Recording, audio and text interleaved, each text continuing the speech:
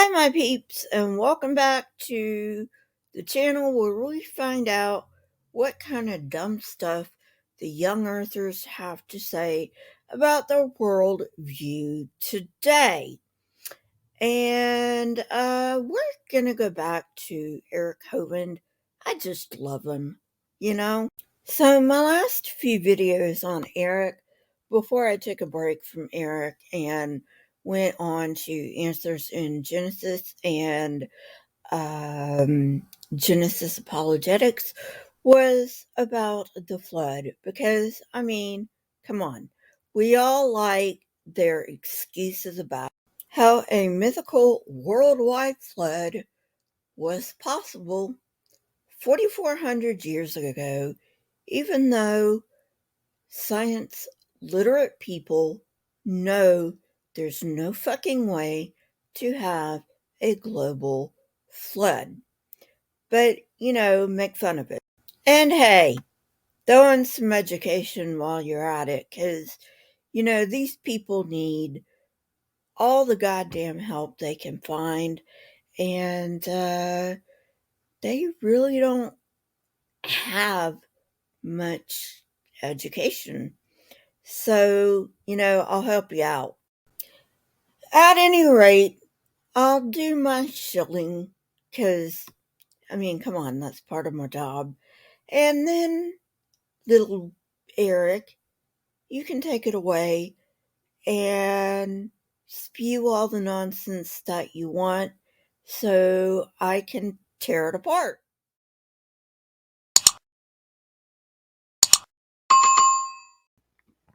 And while you're thinking about it, if you're new, why don't you go ahead and hit that subscribe button? And if you've already subscribed to me, make sure you're still subscribed, because for some reason, YouTube loves to unsubscribe people. Also, if you're new here, I'd like to thank you very much for giving me a chance. And for my fans and subscribers, thank you so much for coming back. You are the lifeblood of this channel. And now, with that, let's get on with the video.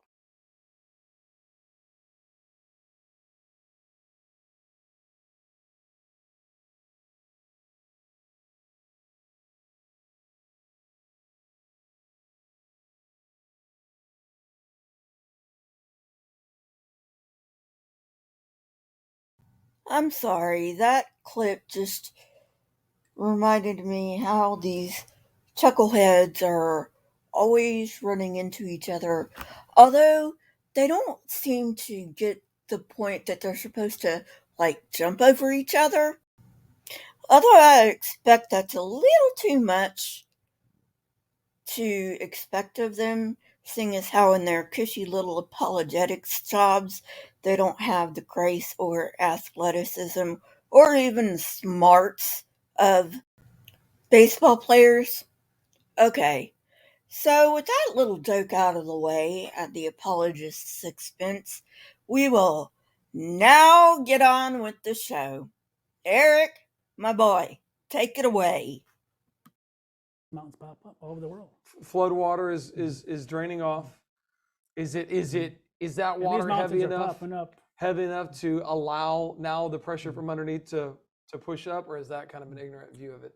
Yeah, I don't. Does that make sense? I don't think the water had much influence on it. Okay. I mean, the water obviously was heavy, Right. but I don't think it had as much influence as you're suggesting. Okay. I love it when you people are saying that a worldwide flood is draining off from the world so that dry land can appear. Where is it draining off to, pray tell? I mean, honestly, you cannot expect to tell a grown ass adult a story like that and them not notice that you have a blatantly glaring hole in the middle of your story. Unless, of course, said grown ass adult has been brainwashed since childhood and has been told time and time and time and time again that if they use their critical thinking faculties, which according to you God gave them, they will be squished. In addition, and please correct me if I'm wrong, but I believe weight doesn't really have anything to do with it. It's more about the density of a substance. And since water has a density of 1, then yeah. But then early on, it was 40 days and 40 nights of rain. And a lot of my students, and my wife included, before she started listening to my talks, thought the flood ended in 40 days. 40 days, right. You know, I teach for Liberty as an adjunct, and they all answer the question 40 days because that's the songs they sing in Bible school and things. But it's not, that was just the beginning of the flood. Things got a lot worse. I think the first 40 days, you're only flooding shallow marine areas, vast shallow marine areas, particularly.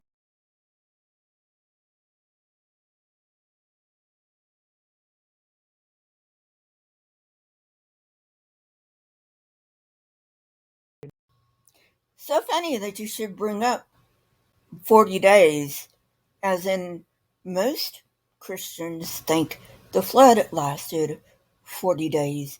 You know, I have a lot of pet peeves, and this is one of my pet peeves. You know why Christians think that? It's because they don't read the fucking book. The Bible clearly says it rained for 40 days and 40 nights. And that is a huge problem in and of itself. But you know what? I'm not even going to worry about that right now because you haven't brought it up. So what now? So when you say it only got worse, you mean it only gets worse for you, right? Because that's the only way I can figure out how to manage that statement. Because you're saying in 40 days it only flooded the coastal marine environments. Okay, but earlier you said the highest hills were about 4,000 to 5,000 feet at that time, and the rain covered the highest hills, which were 4,000 to 5,000 feet. So which is it? Is it just the shallow coastal environment? Or did it rain hard enough to cover the highest hills at that time, being what you describe as 4,000 to 5,000 feet? You can't have it both ways, my dude. As an Americanism states, you can't have your cake and eat it too. Shallow marine areas, vast shallow marine areas, particularly in North America. The other continents not so vast, because we only see marine fossils almost exclusively in those first few sequences, first 3 sequences.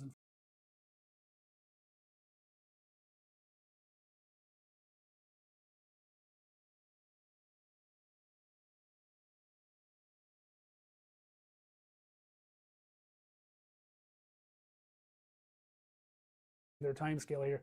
And we're also showing their sea level curve, which they say is supposed to go really high in the Sauk and Tippecanoe, and then it goes down to the, going up is going to the left in this case, that green. Okay. And then so you see another really big high at the top of the Cretaceous, which I believe is the high point of the flood.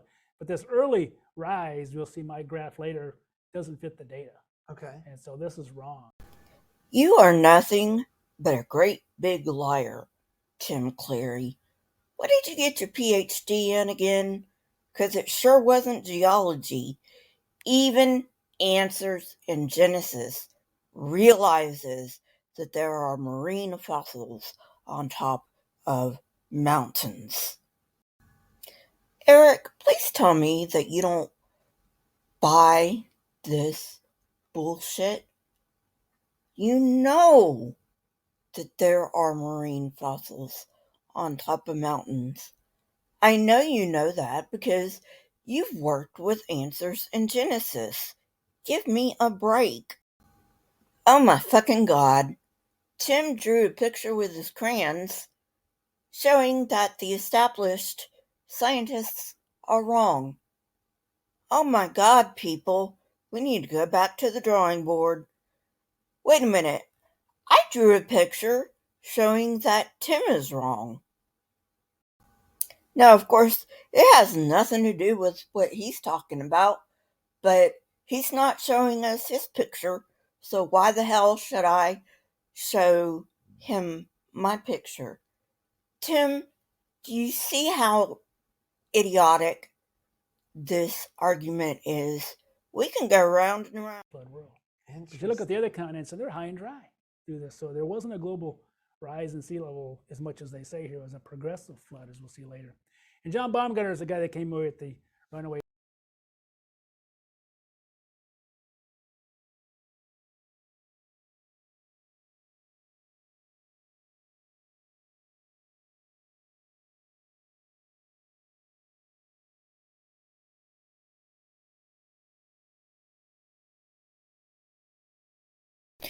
Either you're too stupid to realize what you just did, or you did realize it too late and it was the slip of the tongue and you're trying to gloss over your fuck up so your sheeple don't realize that you fucked up. Well, guess what? I noticed that you fucked up. And I'm pretty sure most of my audience caught it too. But just in case you didn't catch it, because I know this is a little bit quiet on their end, I can't really do anything about it.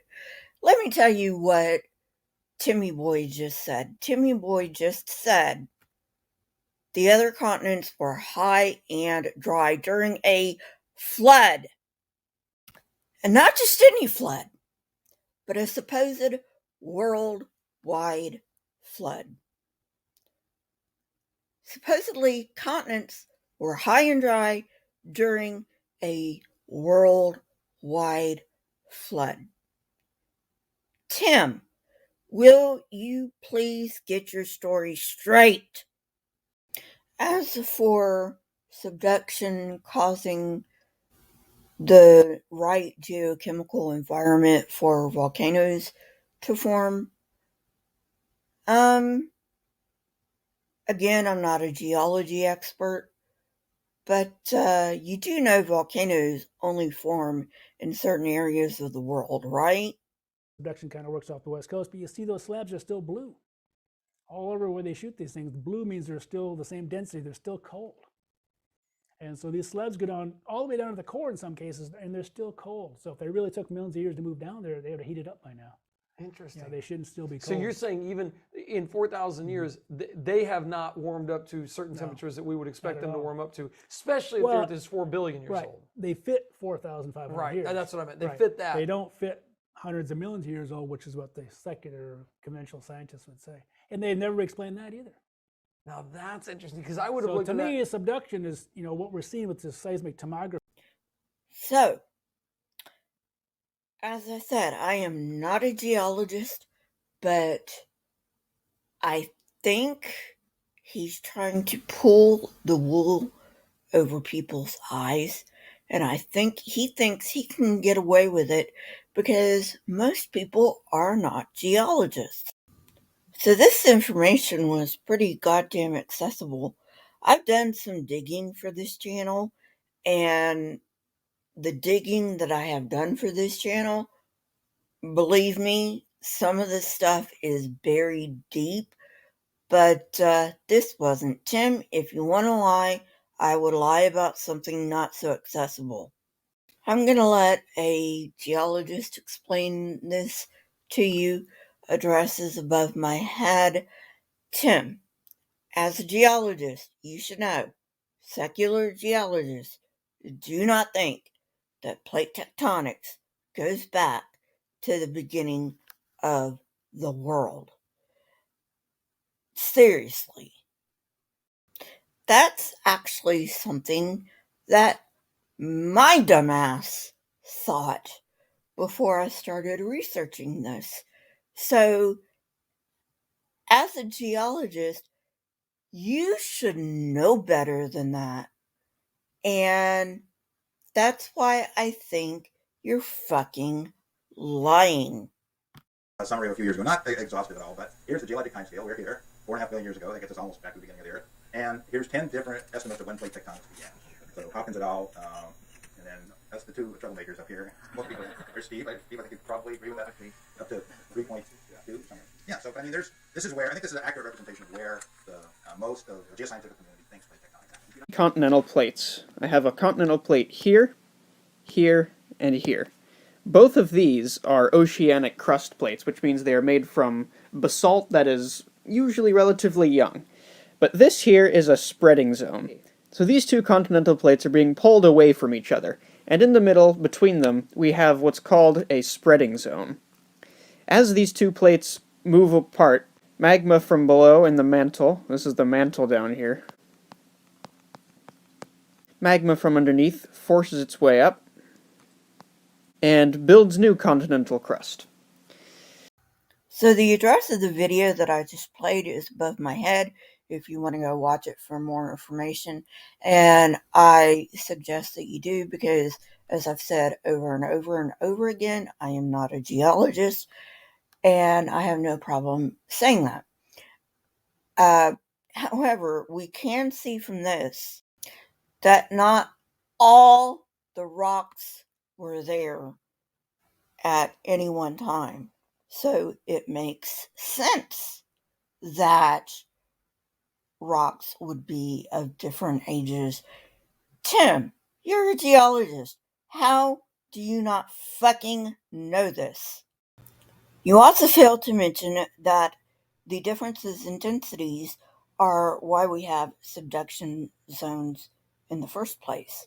Because the more dense oceanic lithosphere is going to go under the less dense lithosphere. Look, Tim, I realize that you either have to outright lie or hide most of the truth to make your idiotic worldview look less dumb. But you could make it so that it's harder for us to find out that that is exactly what you're doing. You know, like, I don't know, maybe choose things that aren't so easy to Google. Just a suggestion. Then again, the fact that you are blatantly lying and your sheeple are starting to wake up to that fact is the reason people are leaving the fucking church. So, go on, Tim. Go on lying.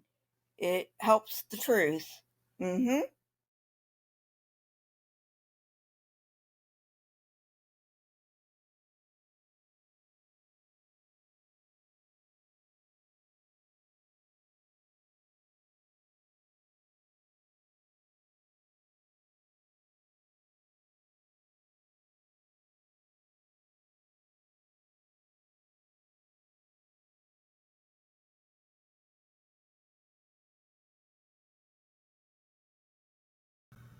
Well, peeps, this is my last response to this video of Eric. I'm actually kind of tired of all of Tim's lies, and yes, I feel quite comfortable calling Tim a liar. Not so comfortable calling Eric a liar, but definitely Tim. At any rate, for the sake of transparency, there is more to the video I am responding to. There's not much more of it that it would make a full response video on my channel. I may use it at some time in the future for a video of bits and parts.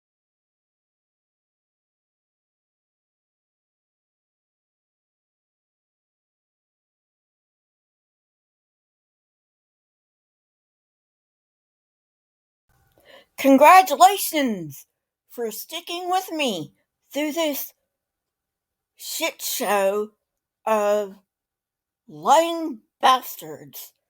Actually, I would say Tim is a lying bastard. Not so sure about Eric. I'm more inclined to go softer on Eric. And the only reason I'm inclined to go softer on Eric is because, honestly, I have a soft spot in my heart for him because he had a really sick bastard of a dad and he got beat. So, yeah. Still, Eric, you are a grown ass dude. So, you should be able to do your own research by now. And you know what? Libraries do have, like, places you can go that can teach you. And when I say research, I mean, like, real research, as in real academic journals, not the echo chambers that our Institute for Creation Research, Answers in Genesis, and all that other bullshit. At any rate, that's all I've got for today in way of calling out the bullshit of these creationists. If you like this, please like and subscribe. If you can, throw a little bit of money my way. You can become a member of my channel for as low as 99 cents a month. That gets you these debunks at least one day, usually 2 days early, and also gives you custom emojis. Or if you want to do a one time, you can do my PayPal.